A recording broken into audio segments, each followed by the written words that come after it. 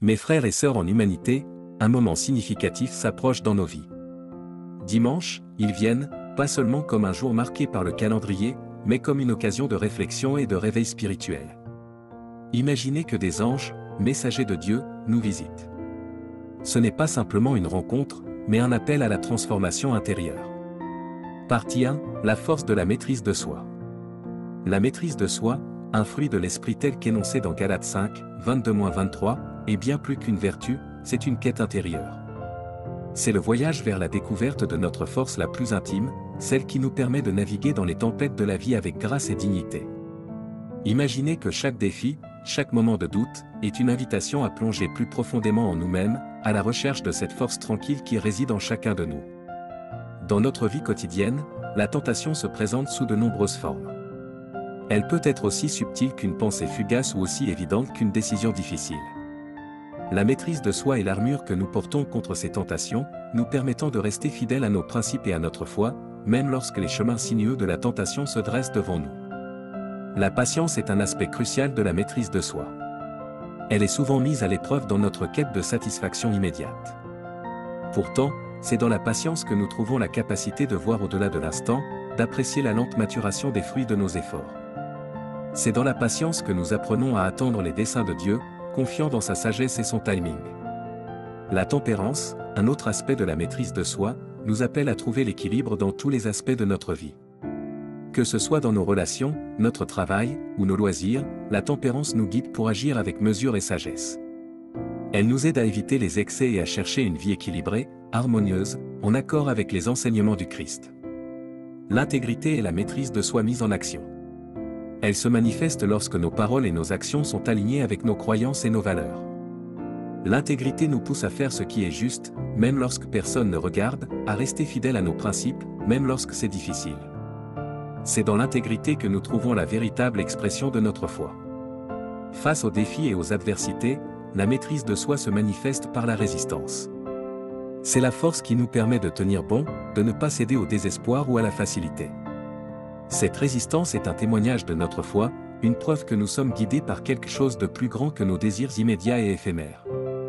Finalement, la maîtrise de soi est un appel constant à la croissance spirituelle.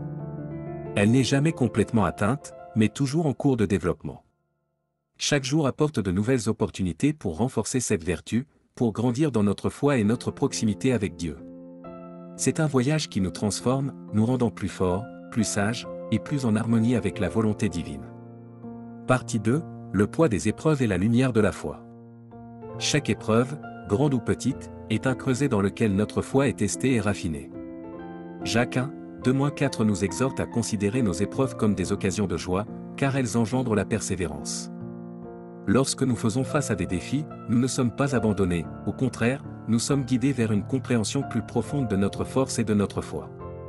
Les difficultés nous enseignent la résilience et nous aident à forger un caractère qui reflète davantage l'image de Dieu. Trouver la joie au milieu de l'adversité peut sembler contre-intuitif, mais c'est un aspect fondamental de la foi chrétienne. Cette joie ne vient pas de la négation de la douleur ou des difficultés, mais de la reconnaissance que ces épreuves ont un but dans le grand dessein de Dieu. C'est une joie qui transcende les circonstances, basée sur la confiance en la présence et la providence de Dieu, même dans les moments les plus sombres.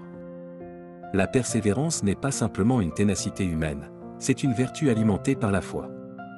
Elle ne signifie pas que nous ne ressentons jamais de doute ou de peur, mais plutôt que nous choisissons de continuer à avancer malgré ces sentiments. Notre persévérance est un témoignage de notre confiance en Dieu, affirmant que notre foi est plus grande que nos épreuves. C'est dans la persévérance que nous découvrons la profondeur et la solidité de notre foi. Au cœur de notre résilience face aux épreuves se trouve notre espoir dans les promesses de Dieu.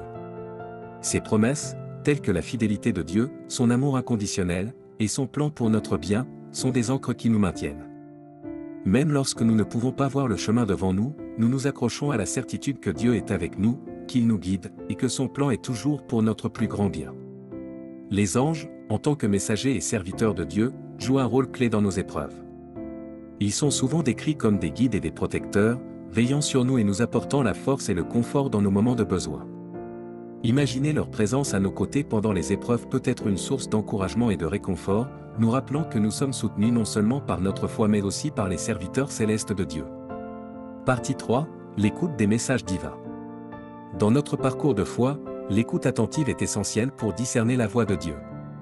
Ce n'est pas toujours à travers des tonnerres retentissants ou des manifestations évidentes que Dieu parle, mais souvent à travers des murmures subtils, des coïncidences significatives, et des moments de calme introspection. Matthieu 7h7 nous encourage à chercher activement, promettant que ceux qui cherchent trouveront. Ouvrir notre cœur et notre esprit au message divin, c'est s'engager dans une conversation continue avec le Créateur. Les anges, en tant que messagers de Dieu, jouent un rôle crucial dans la transmission de la guidance divine.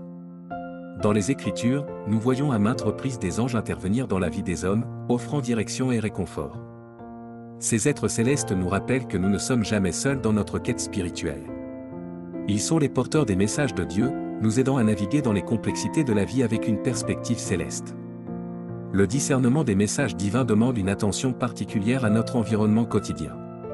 Parfois, c'est dans les petits détails de la vie, dans les interactions avec autrui, ou dans les défis que nous rencontrons que nous pouvons entendre le murmure de Dieu.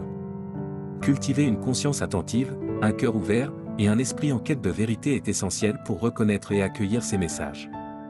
Les messages divins résonnent souvent avec une vérité intérieure en nous.